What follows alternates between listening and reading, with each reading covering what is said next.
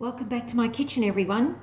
Today I'm going to take you on a bit of a journey because I'm going to create a dish. I'm not really sure how it's going to go. So as you can see, I have a pumpkin here, so obviously it includes pumpkin.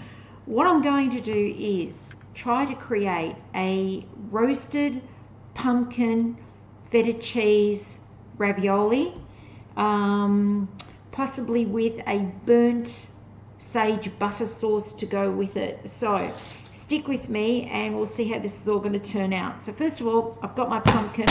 What I want to do is cut it in half, season it, and then it's going into the oven to roast. Chop it in half like so. I'll just scoop the seeds out. I'm going to pop these into the oven now, very hot oven, and I'm going to roast them off until they are cooked through. So I'll see you back in the kitchen a little bit later. Well, as you can see, my pumpkins are now roasted, so it's time to scoop out the flesh and keep going.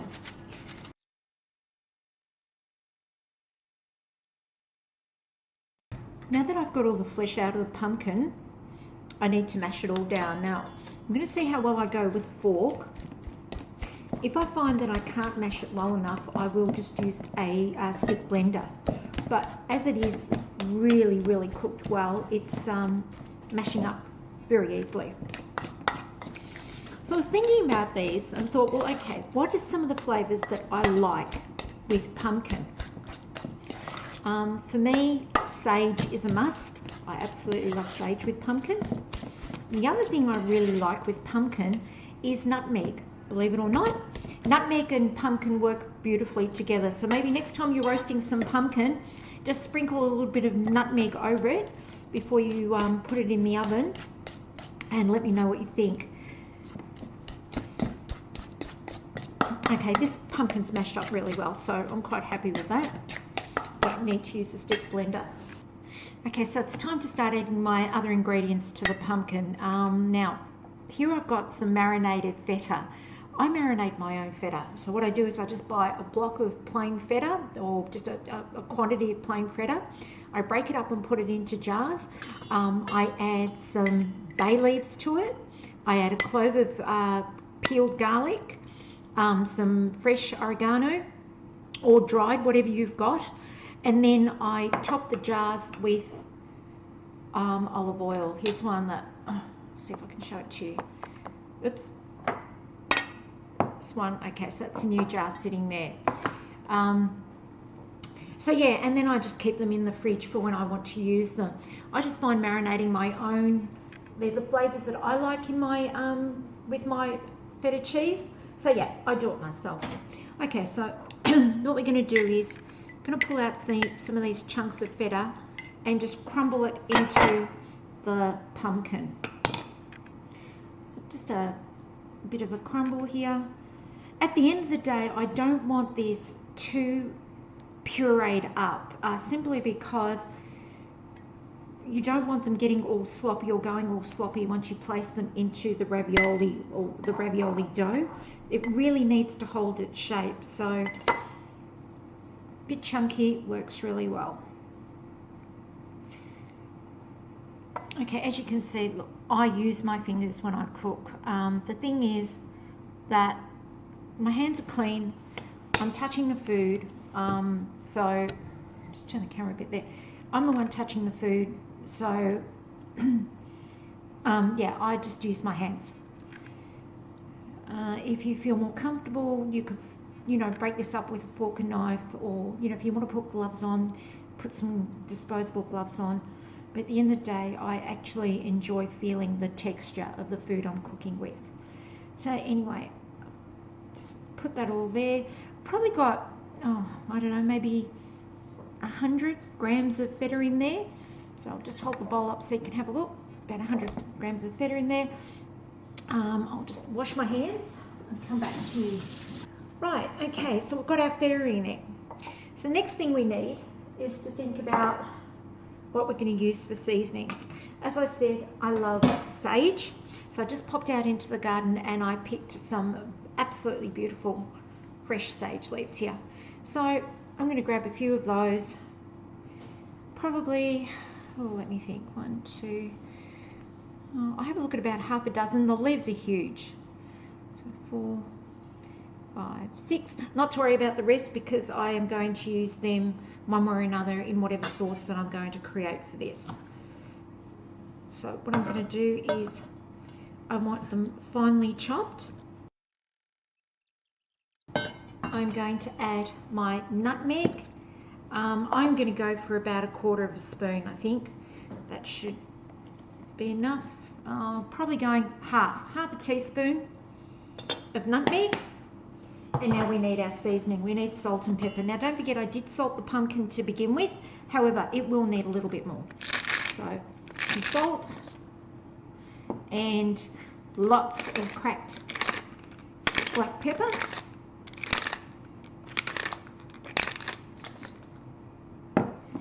And now it's time just to mix it all through. I really want to lift the flavours of everything that's in here. So let me have a look. Yep, I think 1.5 to 2 tablespoons of Parmesan cheese is enough. Okay, so we're going to just mix this through again.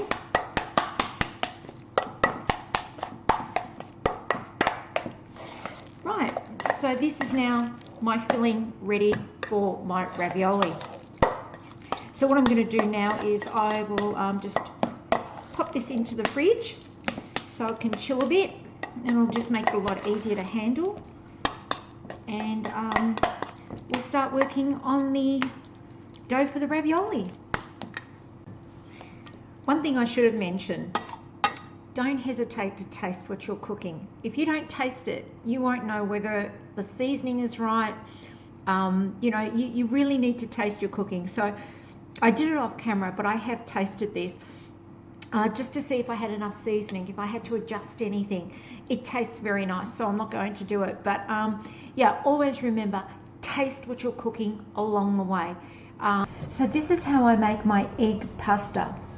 In my mixing bowl, I have a 1.5 cups of plain flour, or 00 flour is the best when making pasta. So 1.5 cups of plain flour and a pinch of salt. I've made a bit of a well in the center. Into the well, I'm going to crack 2 eggs, 2 teaspoons of tepid, so lukewarm water into the middle. I'm now going to put my bowl in. Now some of you will be asking why you're not doing all this by hand.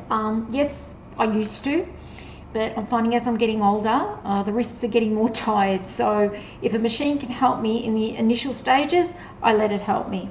Okay, so dough hook on, sheen down, and now what I'm going to do is start it on the low, because what I want to do is incorporate the eggs and water into the flour. So as it starts incorporating, I'll increase the speed, and at the same time I'll also brush down the sides to ensure everything is incorporating properly. So I just want to show you inside. Now that all the ingredients are incorporated and I have a dough, it's time to become manual with this. So I'll just put this down and show you. Now, one thing I want you to be aware of too is that while this was mixing, at one stage it looked so dry and I was very tempted to add some more water. Don't. Just don't. You want a dry pasta. You don't want a wet, soggy pasta. This pasta is still quite sticky to the touch, which is exactly what I want.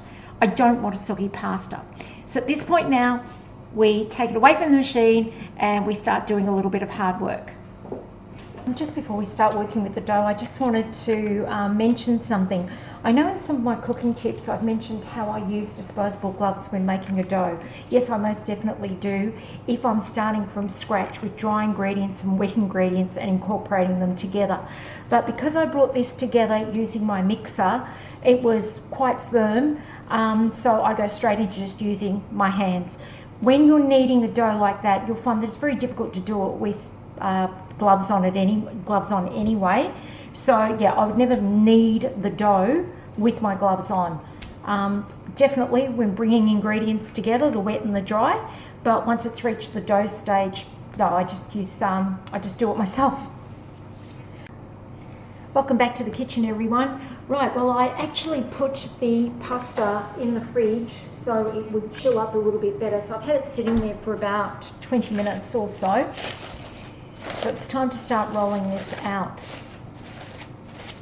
Now, what I'm going to do is I'm going to work in small quantities. It's just easier for me to manage. So I'm just going to grab a knife. So just wrap that up. Okay, so I'm flouring my surface because the dough is very sticky. That's the egg in it. Putting a bit of flour on the dough, and I will also flour my rolling pin. So my idea now is quarter turn and roll this dough out. Now, I don't use a pasta maker.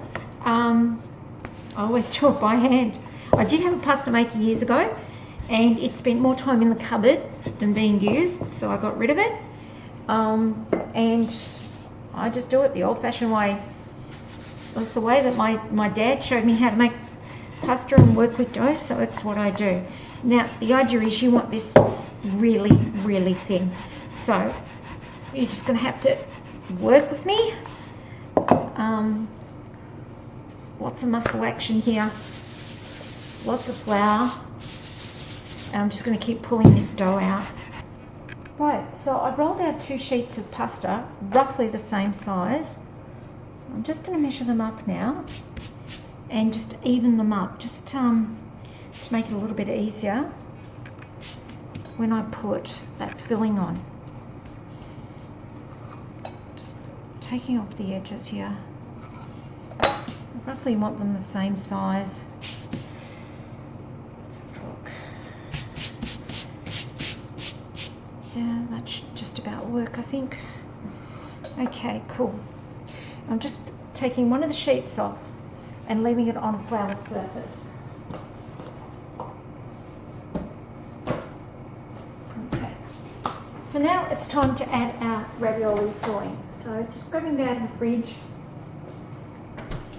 Alright, so first thing we want to do is, with this bottom level, very lightly dust it in a little bit of water. But what I want to do first is sticking a little bit on the bottom, or just chucking a little bit more flour down there. Putting a little bit more flour down. Okay, right. So I'm just going to get my pastry brush, dipping it in plain water and just coating very lightly this bottom piece of pasta. Reason being is that when I put that top layer on, I need it to stick. Okay, making sure that I've covered all of it. Okay. Okay, right.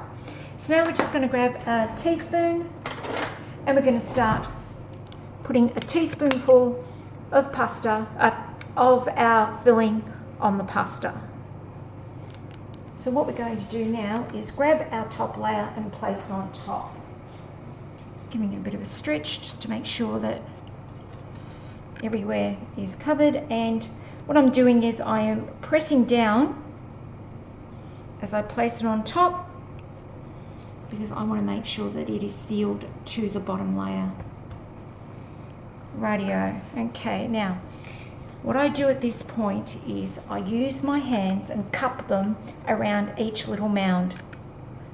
Okay, so what I'm going to do now is flour my cutter, just drop it in a bit of flour, and slowly but carefully start cutting out my ravioli. Now what I have here is a lightly floured tray that I'm going to put my ravioli on. So I'm just going to pop them here.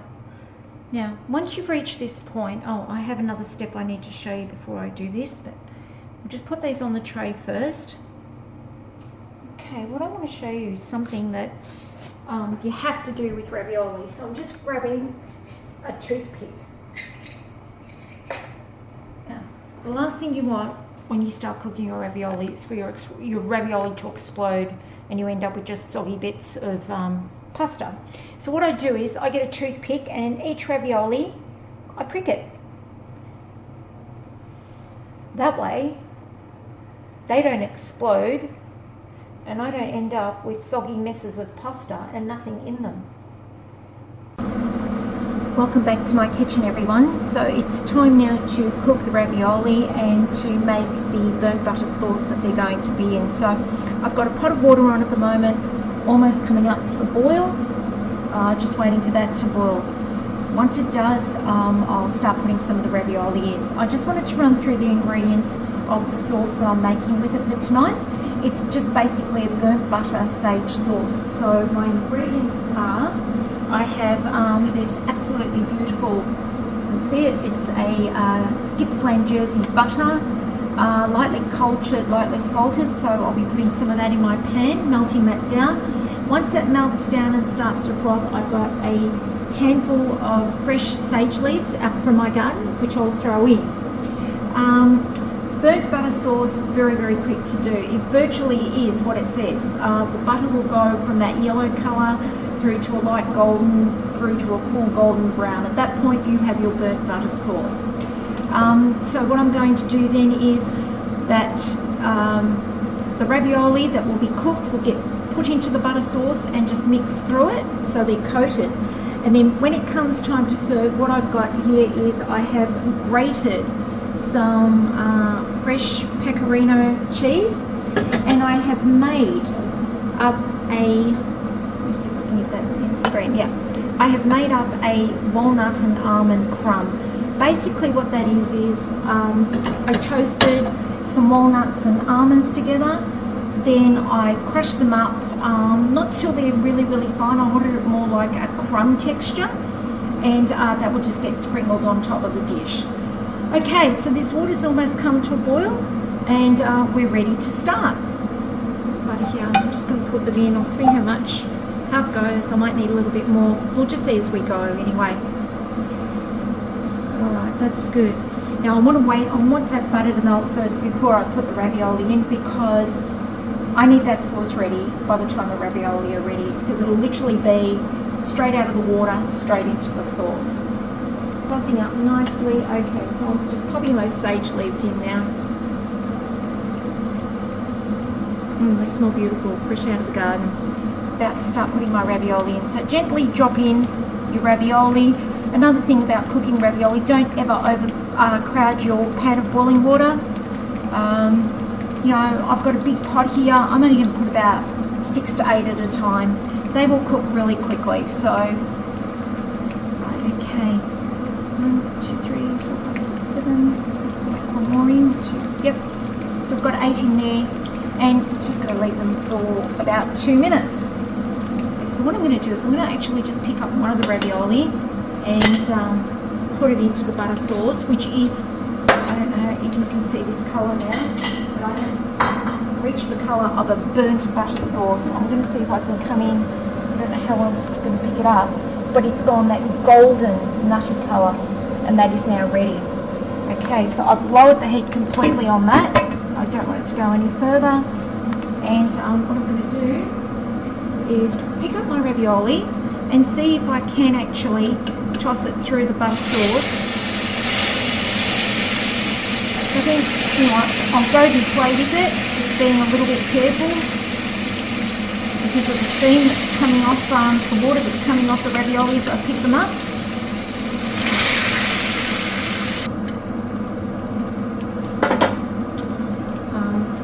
Sprinkling of pecorino,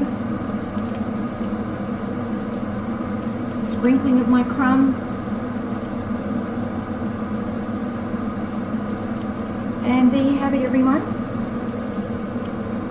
My pumpkin, sage and feta ravioli with my sage, burnt butter, pecorino and the almond and walnut crumb. Hope you enjoy making this too. I'll see you next time. Bye.